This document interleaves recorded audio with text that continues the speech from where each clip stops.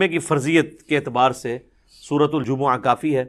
بخاری اور مسلم دونوں میں حدیث ہے، نبی صلی اللہ علیہ وآلہ وسلم نے فرمایا کہ اگرچہ ہم سب سے آخر میں آئے ہیں لیکن قیامت والے دن ہم سب سے سبقت لے جائیں گے، یہود و نصارہ سے بھی۔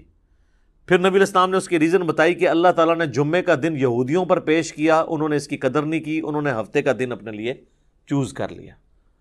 پھر نصارہ پہ پیش کیا، انہوں نے اس کی قدر نہیں کی اور اتوار کا دن انہوں نے چوز کر لیا۔ پھر اللہ نے ہماری رہنمائی کر دی جمعے کے دن کے لیے۔ اچھا، نبی علیہ السلام نے اس کو اللہ کی طرف منسوب کیا کہ اللہ نے ہمارے لیے رہنمائی مقرر کر دی کہ ہم جمعے کی طرف متوجہ ہوئے۔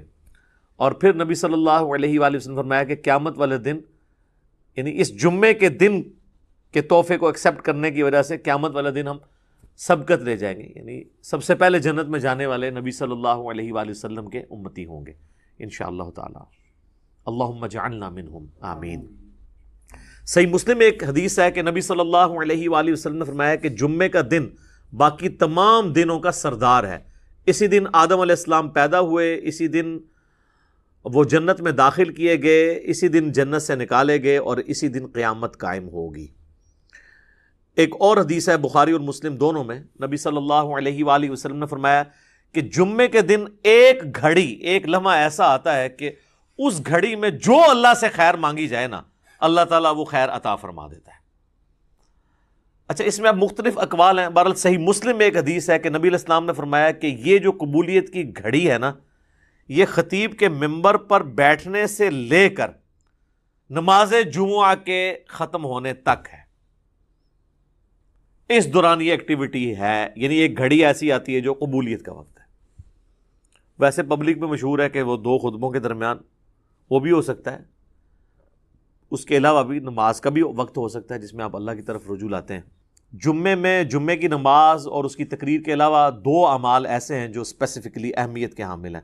المستدرک للحاکم میں صحیح سند سے یہ حدیث ہے، مشکات کے اندر بھی موجود ہے، کہ جو شخص سورۃ الکہف کی تلاوت کر لے جمعے کے دن تو اگلے جمعے تک اس کے لیے ایک نور اللہ کی طرف سے مقرر ہو جائے گا۔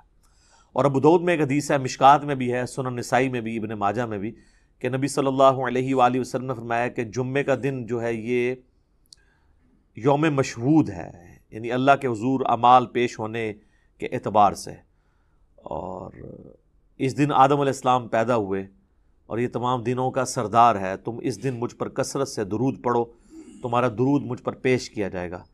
تو صحابہ نے عرض کیا، اللہ کے محبوب علیہ السلام جب آپ فوت ہو جائیں گے اور آپ کی ہڈیاں مٹی میں مل جائیں گی، یہ الفاظ ہیں حدیث کے، کیونکہ اس وقت 295 اس طرح اپلائی نہیں ہوتی تھی سوال پوچھنے کے اوپر، تو تب بھی آپ پہ درود پیش ہوگا۔ تو آپ نے فرمایا ہاں، ان اللہ حرم علی الارض ان تأکل اجساد الانبیاء، بے شک اللہ تعالیٰ نے حرام کر دیا ہے مٹی کے لیے کہ وہ نبیوں کے جسموں کو کھائے، تو درود مجھ پر اس وقت بھی پیش ہوگا۔